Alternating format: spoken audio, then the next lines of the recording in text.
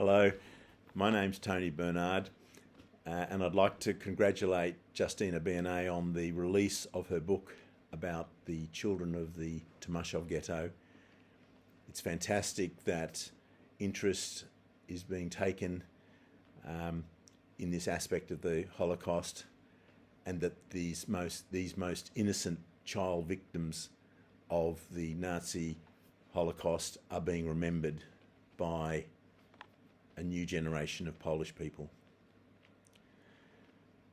My father was born Henry Bernard Bierzyński, although he changed his name to Henry Bierzyński Bernard when he came to Sydney, Australia in 1947.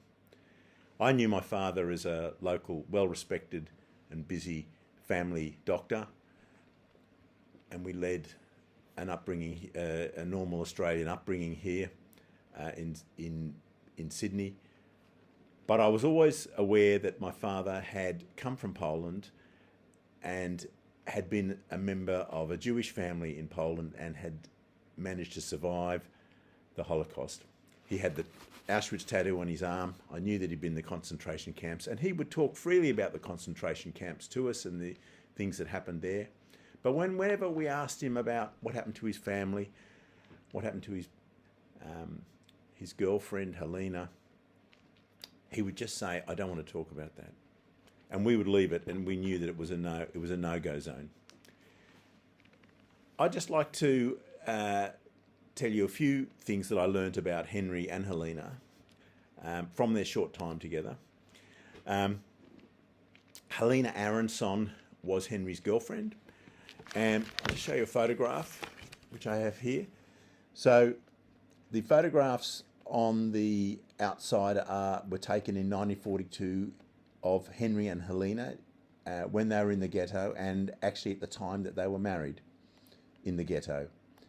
The photo in the middle is from a happier time, 1938, when they had just finished their school matriculation and they were having summer holidays together in Zakopane. The calm before the storm. So they're both born in 1920. They were in the same class at school. They became sweethearts at the end of their senior high school. Henry said Helena was very intelligent. She was very well educated and cultured woman. She was very good in Polish literature and used to help him with his assignments. They would go to dances together.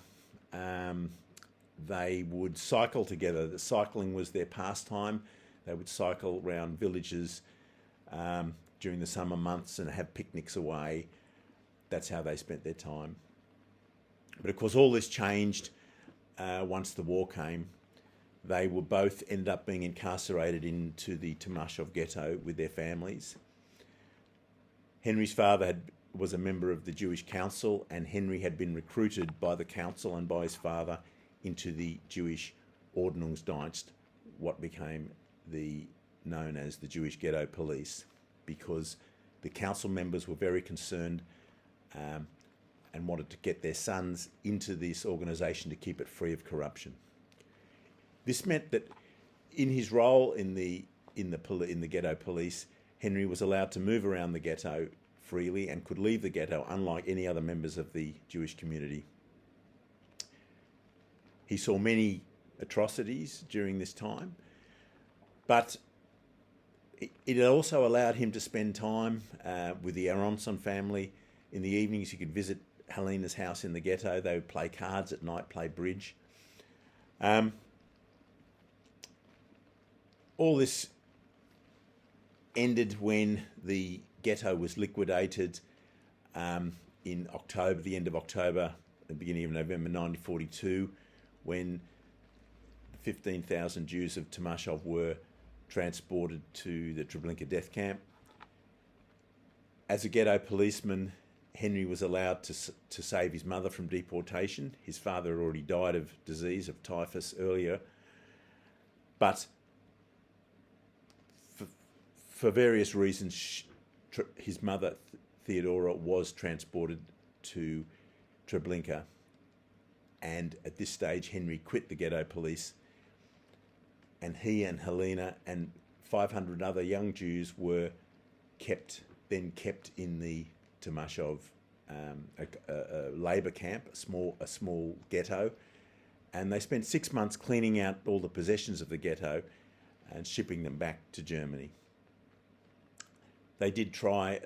It was actually during this period that, because they were living together, that Henry thought it proper that they get married, and they did have a religious marriage, or their marriage is recorded in the ghetto marriage registry book, which exists today and which Justina has located in the Tomaszow archive. They were then transported on to Blegian and Auschwitz, and finally ended the war in Germany. And it was, although Henry survived, obviously, unfortunately, Helena succumbed to disease at the end of the war and died. Henry was then able to go on and study medicine, emigrate to Australia, and led a full life, living to the age of 96. Here in Sydney, remarried, raised a family. But poor Helena, her life was snuffed out in 1945, and Henry, for the rest of his life, was always blaming himself that he was somehow, he blamed himself that he had not been able to save Helena or his mother Theodora from their early deaths. I wish Justina all the best with the release of her book on the children of the Jewish ghetto. Thank you.